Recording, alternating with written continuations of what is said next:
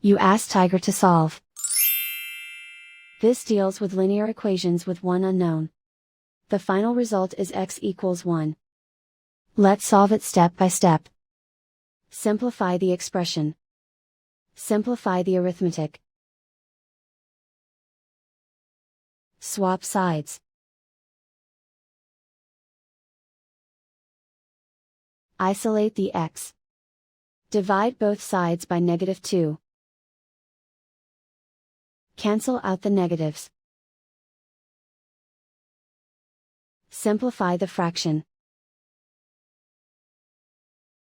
Cancel out the negatives.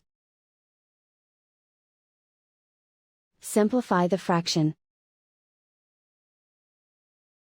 And so the final result is x equals 1.